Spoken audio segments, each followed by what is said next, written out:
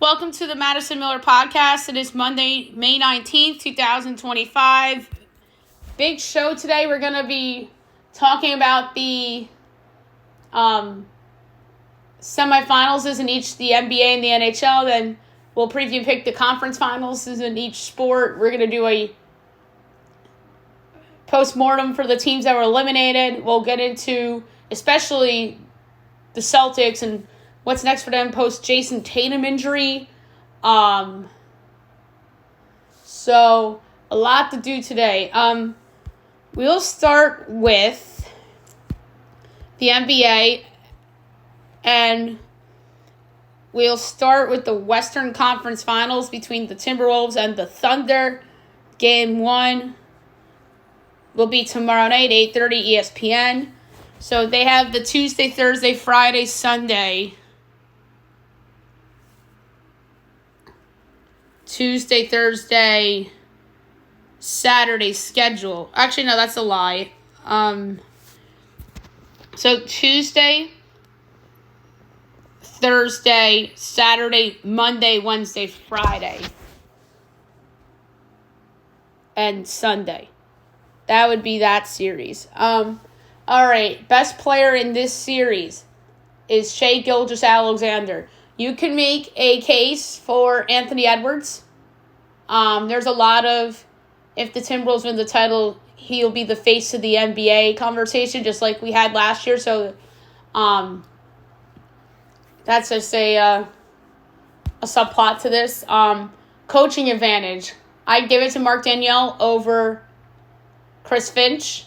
Although it's close, I think Chris Finch is a better head coach than people give him credit for. I think he's done an outstanding job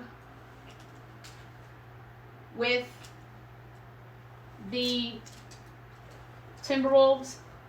And Mark Danielle has just been fantastic with OKC in his tenure, let alone this year. Storyline of the series.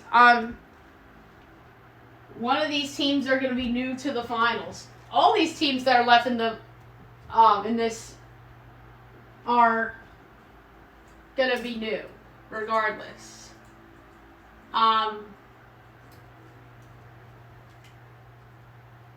And I think which new team will break through. This is Minnesota's second consecutive conference finals.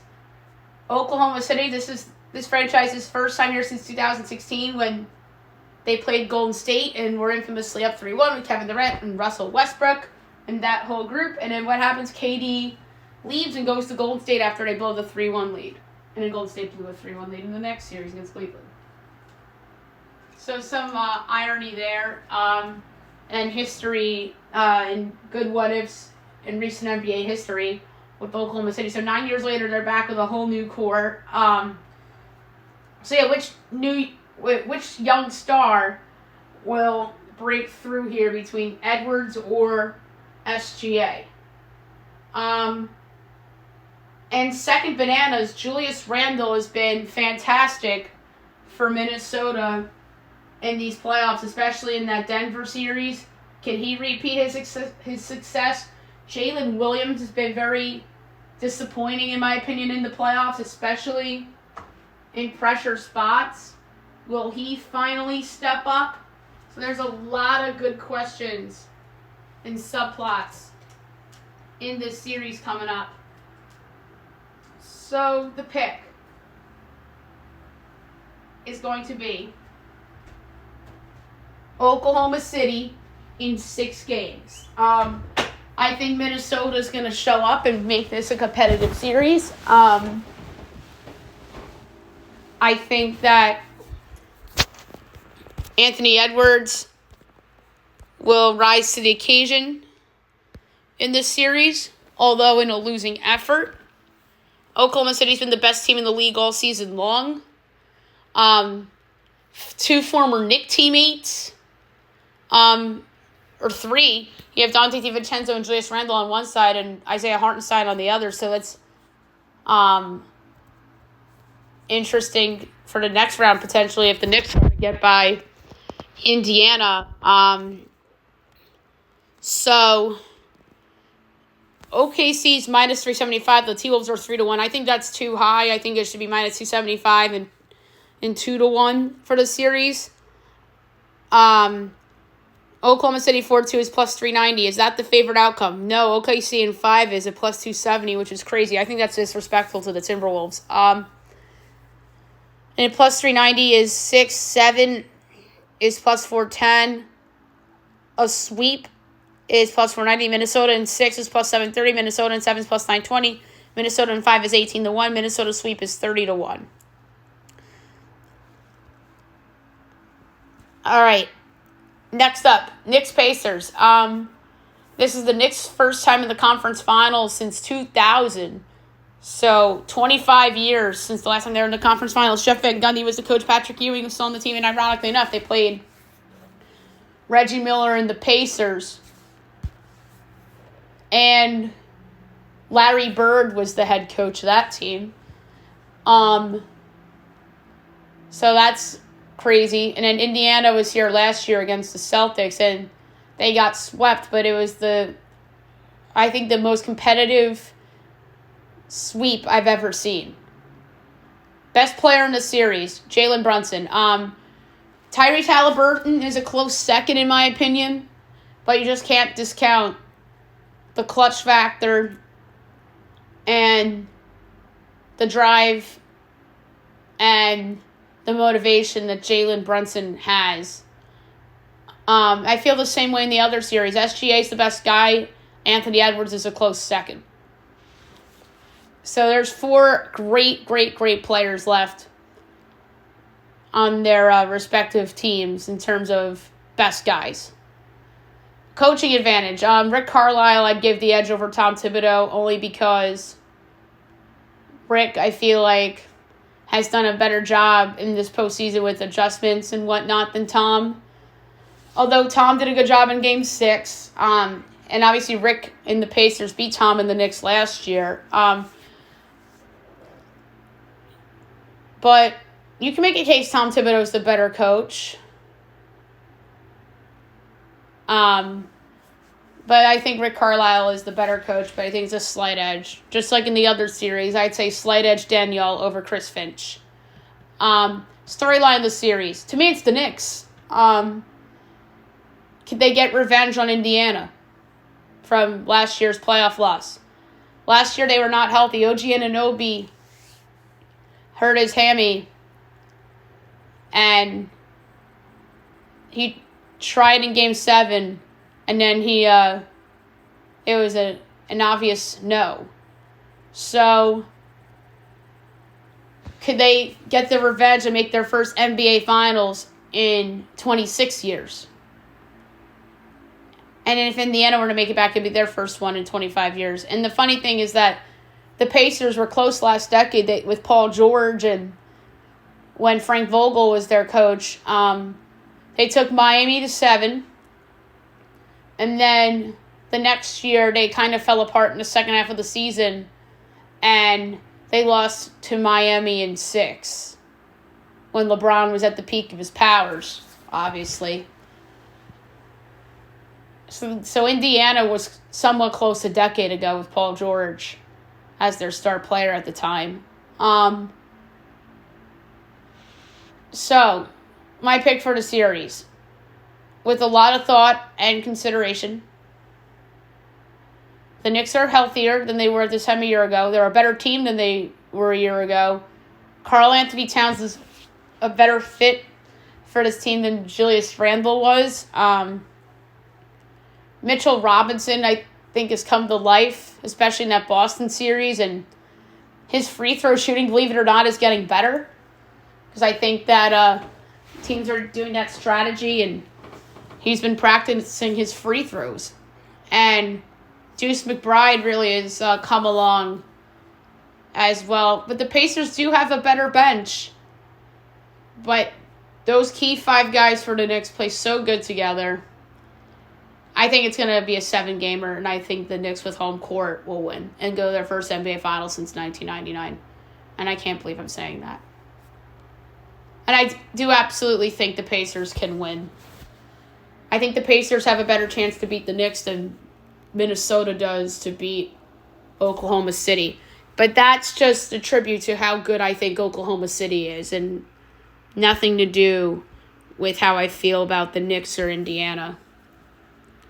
That just says a lot about Oklahoma City. Although I do think Minnesota is a better team than Indiana. The Knicks are minus 154. Indiana's plus 130.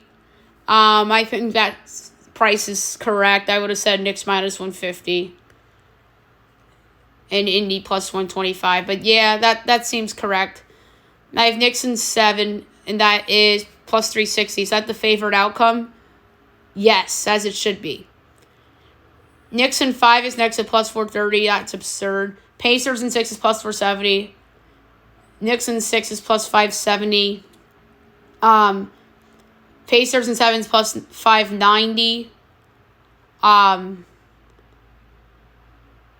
Pacers in 5 and Knicks sweep are each plus 980, and Pacers sweep is 13-1. Eastern Conference Finals MVP, I think, is going to be Jalen Brunson, and he is indeed a minus 120 favorite. If there's value on anybody, then who? I think Karl Anthony Towns has value at 13-1. So does Mikal Bridges at 55-1. That's crazy for him. But yeah, Karl Anthony Towns is my favorite, double digit at 13-1. And then the Western Conference Finals MVP, Shai Gilgeous-Alexander is probably the favorite. Minus 310, that's absurd. Anthony Edwards is plus 360. I think a good betting strategy, if you're betting on Minnesota to win the series, bet on Anthony Edwards to win the Conference Finals MVP at plus 360. Because you know he's going to win that if Minnesota wins. But Julius Randle, 25-1 is my favorite long shot on the board. He's been fantastic in the playoffs. Like, 25-1. Like, Karl Anthony Towns has shorter odds than him to win Eastern than Randle does to win Western, ironically enough. But yeah, Julius Randle's my favorite long shot bet here at 25-1. If there's another super duper long shot, 430-1 is Alex Caruso, which is very interesting.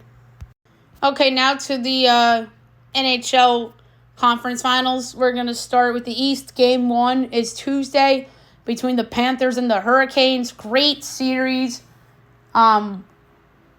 We should have had this, in theory, last year, but obviously the Rangers came back in Game 6, and the Rangers won a game in overtime.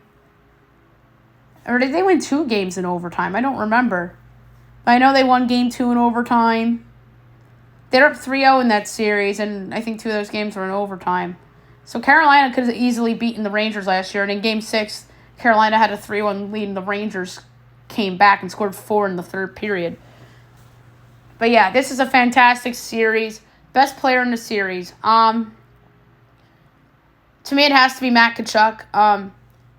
He's just a very good playoff player and a big-time performer. Although, you could argue Sam Reinhart's the best guy in the series, or Sebastian Aho. Best goalie in the series has to be Sergei Bobrovsky. He's just on another level. He won a cup last year, and he really has changed his narrative in playoff performances. Coaching advantage, to me, it goes to Paul Maurice over Ron Brind'Amour. Although 2 excellent head coaches, but Maurice just won a Stanley Cup, and Brind'Amour's teams, I think, sometimes have underwhelmed in series that they're supposed to win. But I expect Florida to be I think Florida's going to be the favorite in the series, although Carolina's a favorite in Game 1 because they have home ice. So we'll see. Storyline of the series, could Carolina finally break through? They have come close under Ron Brind'Amour. Was this the conference finals 2 years ago? The year Boston blew the 3-1 lead. Yes, So they did face off 2 years ago. We were robbed of it last year because of the Rangers. But Florida swept Carolina 2 years ago, and I think Carolina's a better team than they were 2 years ago. So, could Carolina finally do it's the question. So my series pick, I'm picking Florida in 6. I think Florida's the better team. They have the better goalie. They know what it takes to win. So I have them going to their 3rd consecutive Stanley Cup Finals. And let's see what the odds are for the series. Florida's minus 125, Carolina's plus 104. I think that's correct. Florida 4-2 is plus 420, and that is the favorite outcome. Actually, no, that and Canes in 7 are even with that. So that's interesting. Then Panthers in 7 at plus 440. Plus 550 is Panthers in 5 and Canes in 6. Plus 650, Canes in 5. Florida sweeps 13-1. Canes sweep is 16-1. And then Dallas-Edmonton, that's a great series. That's a rematch from last year. And Dallas has been in the conference finals a couple years in a row. So, yeah, this was a rematch from last year. So, we have a lot of rematches. Knicks-Pacers. Well, that was the second round. Conference finals here, Edmonton-Dallas, second year in a row. And then, obviously, Carolina-Florida was the Eastern final 2 years ago. And if Denver won that Game 7 over Oklahoma City, then we would have had a Western Conference Finals rematch in the NBA. So, that's interesting. And in 22, Edmonton was in the conference finals against Colorado, and they got swept. Colorado swept Edmonton. So, interesting subplots, of course. Edmonton and Dallas have been there, done that a lot this decade so far. Best player in the series, I mean, come on, it's Connor McDavid. We all know that. That's the easiest question of the best player in the series. Is well, it usually is the case in any sport. That or Patrick Mahomes if you're doing a Chiefs thing. Goalie advantage, I'd say Jake Ottinger over the Edmonton combo. And this series, by the way, starts Wednesday. So the Western Finals is on ESPN, and the Eastern Finals is on TNT. So Kenny Albert is the East, and then Sean McDonough is the West. And last year, I know ESPN had the Conference Finals, and they did 3 years ago. I feel like the 2 years the Rangers were in the Conference Finals, they were on ESPN. Of course, the Knicks end up on TNT the year they're in the Conference Finals. Wish it was the other way around, because then the Knicks would have had their announcer and the Rangers would have had their announcer. So maybe it's the bias fan of me, but yeah, it is what it is.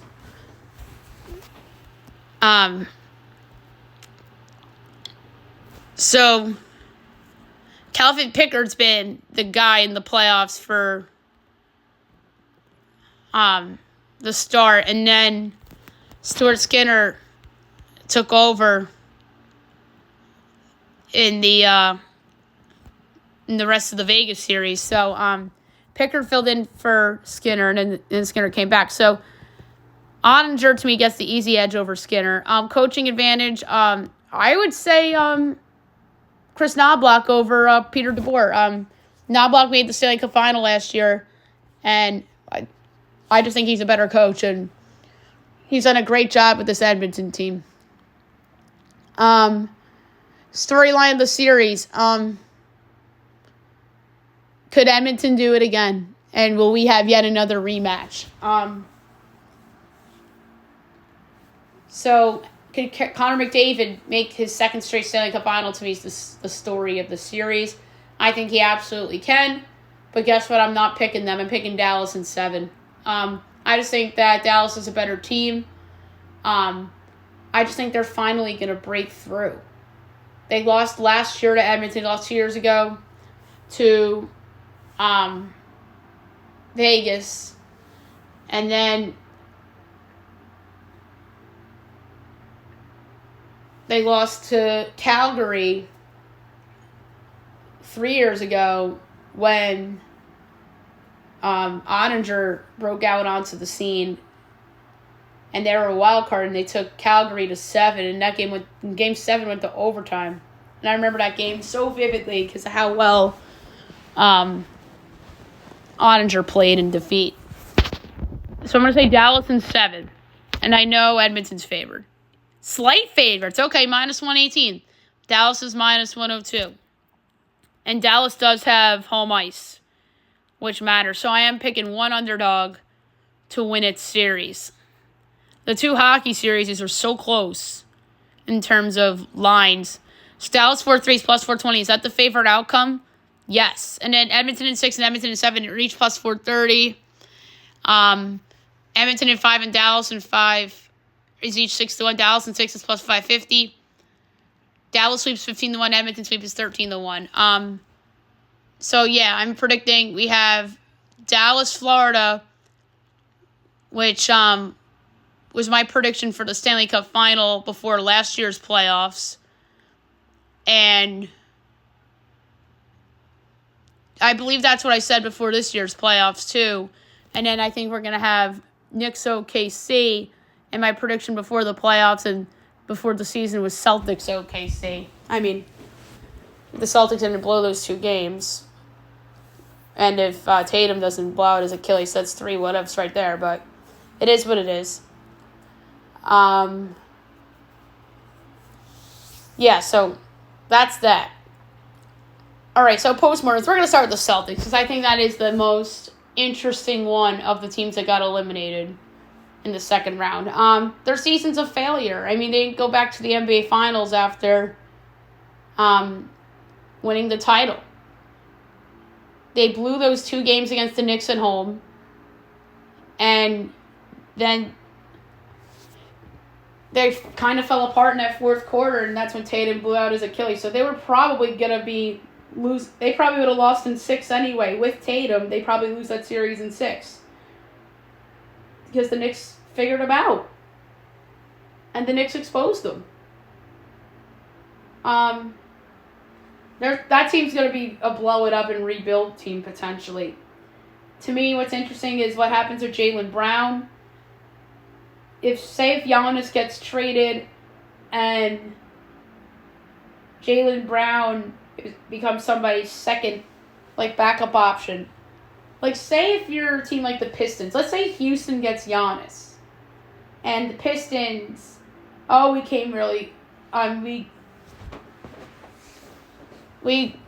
close to beating a team that's in the conference finals now. And we could use some more shooting. And it's somebody that's been a past finals MVP. And then they could package Hardaway and a couple picks and maybe one of their young guys to go out and get, or maybe Jalen Duren's in that trade, and you can go out and get Jaylen Brown if you're Detroit. And they'd say you get a couple picks, Jalen Duren, and then Hardaway's contract for Jaylen Brown. Maybe put in 4 picks and a swap. It has to be similar to the Bridges package, except with more players in it rather than picks, if that makes sense. I don't think Kristaps Porzingis or Drew Holiday are going to be on the team next year. I think a team that could use Drew Holiday is a team that's still left in the playoffs, ironically, and that's Minnesota. Let's say they lose to Oklahoma City, and they realize Mike Conley's washed. We need another point. We need a point guard.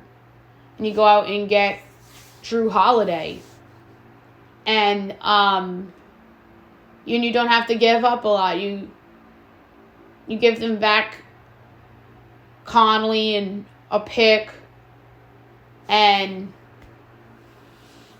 maybe that could do it for Drew Holiday. Because, Drew Holiday does make a lot of money. Maybe they have to throw in one more contract to make the salaries work. Porzingis, That's going to be an interesting one. He's bounced around a lot since he got traded from Dallas. I mean, could that be a Laker? Could you trade him to the Lakers for Rui Hachimura and a future pick? Or maybe Boston's going to have to attach a pick to Porzingis and they can get Rui Hachimura, maybe a pick swap or something.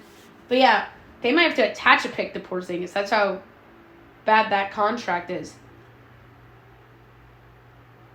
But the move might have to be trading Jaylen Brown and Derek White and like going full rebuild. But the case not is that the East is so bad, like Cleveland might have to blow it up. I mean, if the Knicks lose to Indiana, maybe they make some changes. So the East isn't going to be as good next year with Tatum being out. So maybe they keep Jaylen Brown, keep that group together, and add a rental for the year. But they can't just run it back. But Derek White would have a lot of trade value too. And that would just be the 2019-2020 Warriors situation where you're bad and you're in the lottery. So Boston's a good, I think the most interesting what do you do team. And in the Cleveland Cavaliers, their roster all of a sudden is expensive. That team's season's a failure. To me, they had to go to the conference finals for their season to be a success. Because when you're the 1 seed in a weak East and you break out the way you did, expectations for you change. They had to go to the conference finals this year, in my opinion. So I think that group's going to break up. I think that Bill Simmons tossed out a Giannis Mobley straight up trade. If that were to happen, I think that Cleveland would have to throw in something else because of the stature Giannis is. And I get it, Evan Mobley is just Defensive Player of the Year. But you need more than Evan Mobley to get Giannis. And I know Evan Mobley's younger and probably a better trade asset in theory than Giannis, but Giannis is Giannis. You need to give up a lot to get Giannis. And I know Evan Mobley on paper is a lot, but I would throw one more thing in if you are Cleveland, if you want to get Giannis. And an Evan Mobley would be a great constellation prize back if you're Milwaukee. Because you get a future franchise player and you don't have to really tank. And then Evan Mobley has the leeway of what could I be as the number one, because he obviously is not the number one on that Cleveland team. It's Donovan Mitchell. But yeah, Jared Allen, I wouldn't be surprised if he's traded. I could see him on the Lakers. But yeah, it's fascinating with Cleveland and Boston and how different I think those teams are going to look next year. But if you're Cleveland, in my opinion, Cleveland should absolutely run it back. You had some injuries in that Indiana series, and Boston's not going to be as good without Tatum. So if you're Cleveland, in my opinion, you run it back. And then if you run it back, you're the favorites in the East next year without Tatum. You become the favorites in the East along with Indiana and the Knicks. Denver, their season's a failure too. To me, they had to. I mean, with Jokic on the team, you should be NBA Finals or bust. I think that team's going to look different. I think they're going to pursue some trades. Michael Porter Jr., I think, is definitely on the table. And that could be another person that you might have to attach a pick with because of how bad that contract is. But they banked on a lot of young guys. I mean, Christian Brown had some moments in that Game 7 and in Game 6, but they need more than Christian Brown. And to me, they should be looking to add to what they have. I don't think that's a Giannis team. I mean, could that be a sneaky Kevin Durant team and you put Porter on the table? And then maybe even Aaron Gordon on the table.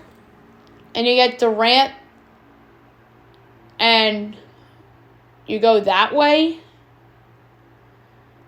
But that could be a team for Jaylen Brown. Because that's a good fit there. Like, you give up Watson, Brown. You throw in Michael Porter's contract. And you give up picks and you get Jaylen Brown. I think that'd be a good Jaylen Brown fit in Denver. And I think Derek White would be interesting on the Nuggets as well. And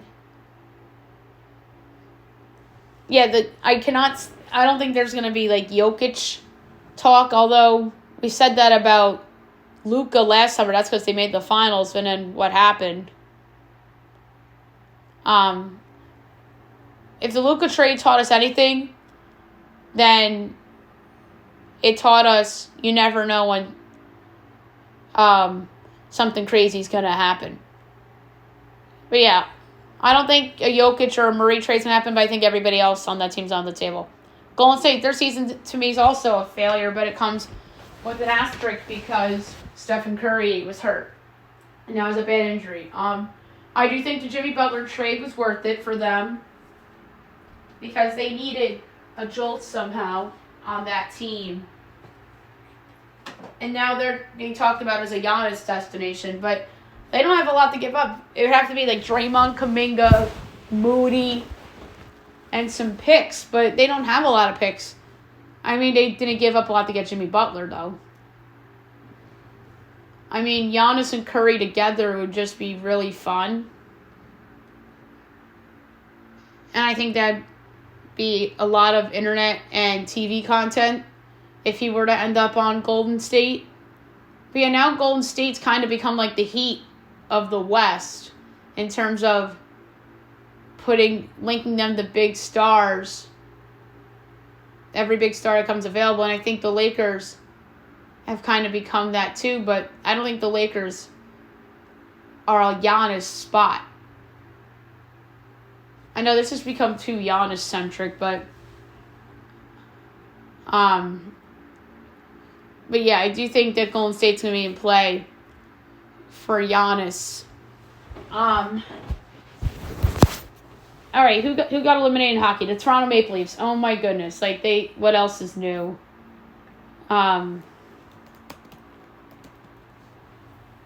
Losing in the first or second round. The Leafs are going to be blowing it up. They probably should have blown it up in past years. Tavares and Marner are free agents. And it's going to be interesting to see if where those guys go and if any of them re-upped. Max Pacioretty's a free agent. Yeah, the best free agent on the board is probably Mitch Marner in terms of value and age and whatnot. But there's a lot of big name salary guys that are on the free agent market this year. Winnipeg Jets is another one. I think their season, you could argue success. I mean, because you're the 1 seed in the West and you lost in the second round. You could argue that's also a failure. And you're the President's Trophy winner. The President's Trophy winner always loses in the second round unless it's the Rangers, I feel like. Because every year in the past decade, the President's Trophy winner lost in the second round, the first round, or in the conference finals. 2015, Rangers conference finals. 2016, Capitals lost in the second round to Pittsburgh. 2017, I think the Capitals are a President's Trophy winner. They lost to Pittsburgh. 2018. Was that the year Tampa got swept by Columbus?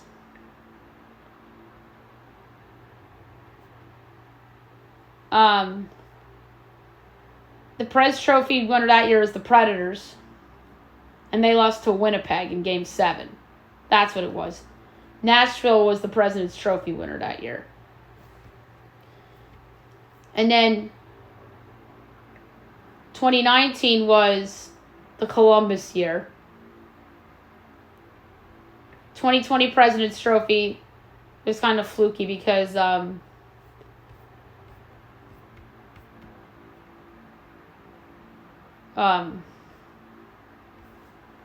right. That's a wipeout. I don't even know who would have been the President's Trophy winner. So the President's Trophy winner in theory was Boston. And they were not in the conference finals. The conference finals that year were Islanders, Montreal, and Montreal made the freaking finals. There was Tampa Islanders. And Montreal was the next year. Yeah, so Boston President's Trophy out in the second round of the COVID. 2021, the Prez Trophy winner was I think it was Colorado.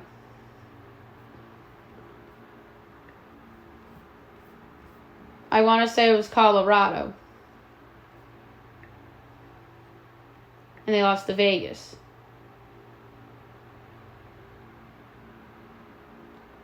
Yes, it was Colorado. And then they won the cup the next year. They weren't the President's Trophy winner. And then President's Trophy in 22 was Florida.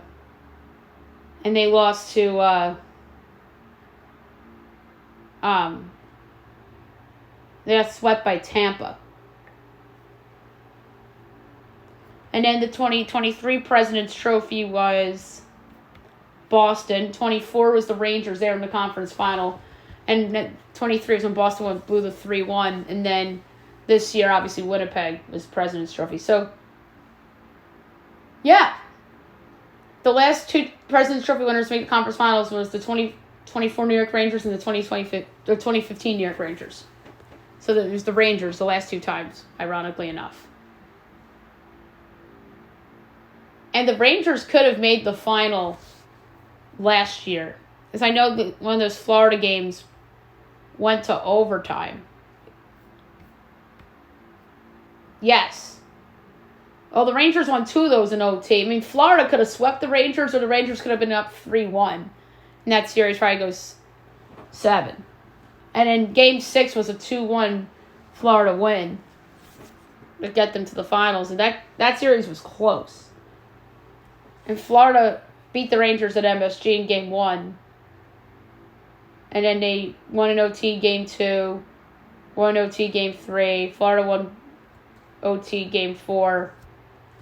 Yeah, so the Rangers could have made the final last year as a President's Trophy. So, yeah, Winnipeg season's a failure. All right, free agents to be. Nicola Jeller's free agent. Brandon Tanev. Gabe Velarde's restricted. Mason Appleton. Dylan Sandberg's restricted, and Morgan Barron's restricted.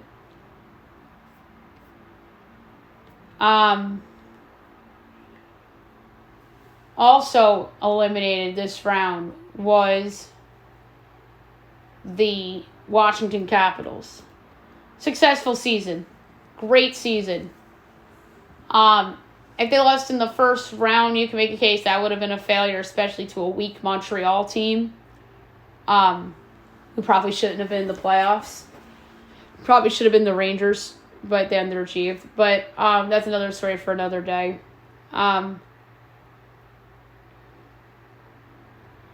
So, notable free agents.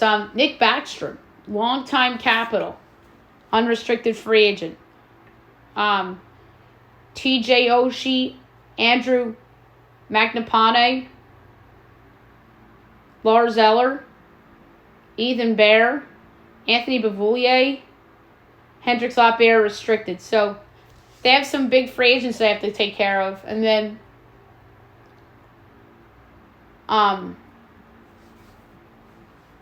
any of those teams I just talked about, any blow it up possibilities? I mean, Toronto to me is, I don't think they're going to trade Matthews. But obviously those two guys could walk, and that team could look dramatically different. I mean, could they trade some guys that get a little younger around Austin Matthews? And then the other team that got eliminated in this round was the Vegas Golden Knights. That's disappointing. Notable free agents: Riley Smith, who they traded for from the Rangers; Robin Leonard, who hasn't played in a long time. So Vegas is kind of like a run it back kind of deal. Everybody's coming back. Nick Hague, restricted. Ilya Samsonov. Alex Holtz, restricted. So I think Vegas is in the best shape of the teams that lost in the second round in hockey. I think Toronto's in the worst shape with some of their guys. I mean, is there like a possibility that Toronto blows it up? Like I just talked about. They won't trade Matthews, but like, can Nylander go? Could they trade Morgan Riley? Could they see what his value is?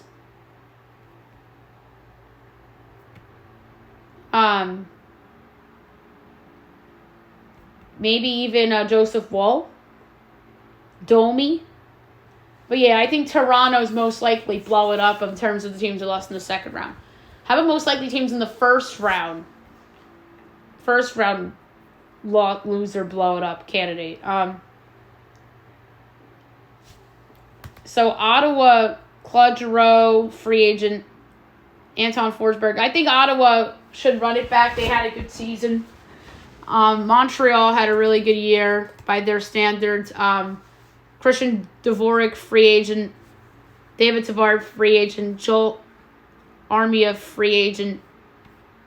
But they still have their young guys intact. New Jersey, I think, will be better based on the Jack Hughes coming back factor alone. Jake Allen, free agent. Brian Dumoulin, free agent. Cody Glass, restricted. Luke Hughes, restricted. So New Jersey's in a good position. And plus, Carolina might lose Dmitry Orlov and Brett Burns. They have to remake their defense, potentially. They could lose both those guys in free agency. So that's probably a trade team, potentially. I mean, could that be a Morgan Riley team? If Toronto decides to blow it up? And then also in the East, so New Jersey, Montreal, Ottawa, and Tampa. Yanni Goudreau, free agent. And I think Tampa's in a good spot. I mean, them signing Gensel was absolutely huge, so they should be better. So they'll probably run it back. I mean, they're slowly but surely remaking their team. They got rid of Stamkos. They got rid of some other guys. But they're doing it in slow form, but they're doing a retool, not necessarily a rebuild. Colorado, Brock Nelson, free agent. Ryan Lindgren, free agent. Jonathan Drouin, free agent. Tucker Pullman free agent. I mean that could be a blow it up team. They did trade Mikko Rantanen. I mean, I don't think they'll trade McKinnon, obviously, but that could be the Toronto of the West in terms of, I mean, could they trade Landeskog? I mean, and they obviously won't trade Kel McCarr either. But that could be their West blow-it-up team. St. Louis, good successful season, taking the Jets to 7. They'll be good next year. Notable free agent Gustav Nyquist. And also in the West, you had the Kings. Tanner Janot, free agent. So the Kings should be fine. And then the Minnesota Wilds, the other team that lost in the first round. And they're not in bad shape either. Marcus Johansson is a free agent. Marco Rossi, restricted. And then, quickly, back to the NBA first round, what do you do? We talked about the trade a little bit. That could be like a Giannis or a Jaylen Brown team. Atlanta lost in the play-in. Could this finally be the summer where they trade Trae Young? That could be like a Celtics possibility. Like they trade him for Drew Holiday, and then it could be Trae Young and Jaylen Brown if they decide to keep Jaylen Brown. That could be like kind of like a precursor win now move for them. In a way, Miami, they're going to be linked to Giannis and Jaylen Brown, of course. And Durant. And then you have Orlando, who was disappointing this year. That could be a Giannis team, potentially. We talked about them as a possible like coach getting fired team. Milwaukee, I think it's more likely than not that Giannis is finally going to get traded. I'm surprised Doc Rivers is still the coach there. But maybe they plan on trading Giannis but being competitive. That's why Houston's so intriguing, or even the Cleveland for Mobley. Like, I'm saying all these Giannis possibilities as we go, so we really don't have to talk about Milwaukee. And then, they're going to try to get rid of Kuzma, just like how the Pelicans tried so hard and then finally got rid of Brandon Ingram. That's going to be this year's Brandon Ingram, probably. Kuzma. And who knows with Damian Lillard and what his future holds. And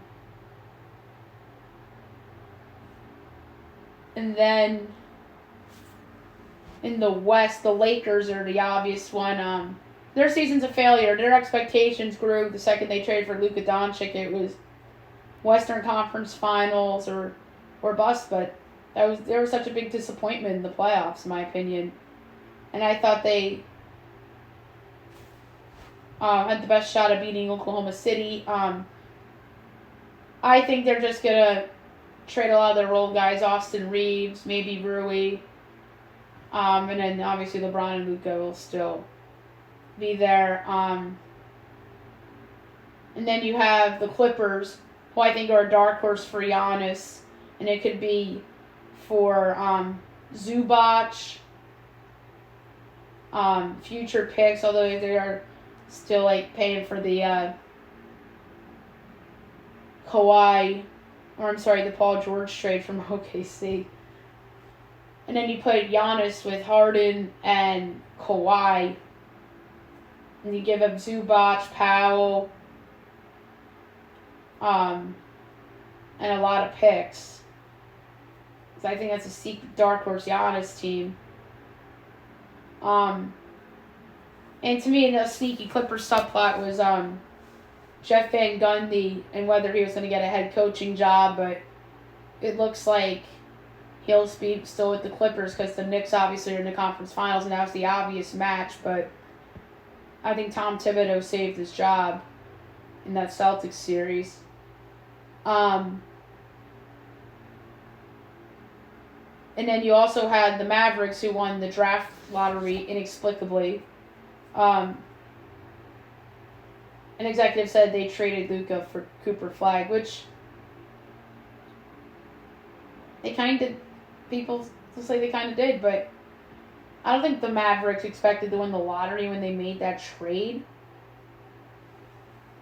But there's been a lot of superstar leaves and they get the top pick thing. LeBron left Cleveland, and then they get Kyrie Irving. Chris Paul gets traded from New Orleans, and then they get blanking on his name, Anthony Davis. And then the Pelicans trade Anthony Davis, but they won the lottery before they traded Anthony Davis. And a lot of people thought that Anthony Davis was getting traded anyway.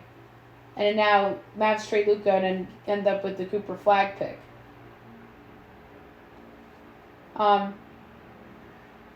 So the Mavs now all of a sudden become more interesting, and that's another Giannis possibility. And I would not trade the number 1 pick for Giannis if I'm Dallas. And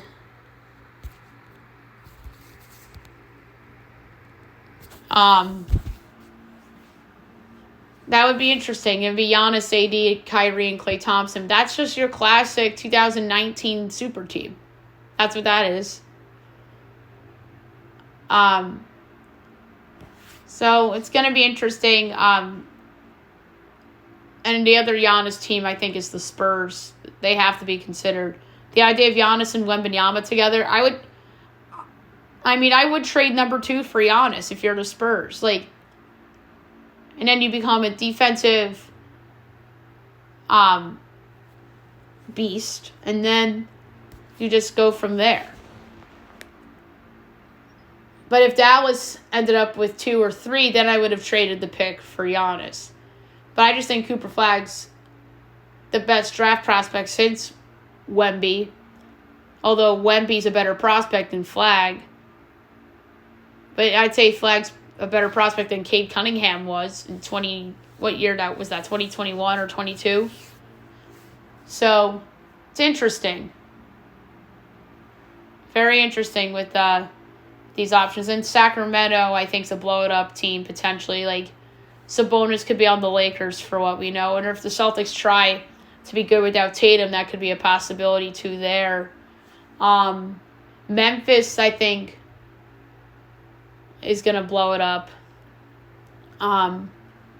Potentially. I think Ja Morant could be a sneaky trade candidate. Could that be interesting? Trae Young for Ja Morant straight up. Would somebody have to throw in a pick? Talk about straight up trades. That would be interesting. And then did the Lakers, did the Clippers, Mavs, Kings, Grizz. Oh, and the Rockets. They're going to be the trade machine team of the summer. They're going to be every big star, and everyone's going to be figuring out how to get that star there and what young guys you keep. It looks like Amen Thompson, is the guy there. And they look to build around him, and Sengun and Jalen Green could be trade guides. They could be in a Giannis deal. And then Tari Eason, I think, is a trade ship for them. So if you're in Milwaukee, you're going to be asking them for Thompson for sure. Would you rather have Thompson or the package of Eason and Sengun and Jalen Green or Jabari Smith? Pick your poison of those guys. So Houston has a lot of cards to fool around with, and I think they're the most interesting team of the offseason with all the guys on the trade market and what they could potentially do. All right, so that's it for the podcast. I'll be back hopefully some point later in the week. So hope you guys have a great day, everyone.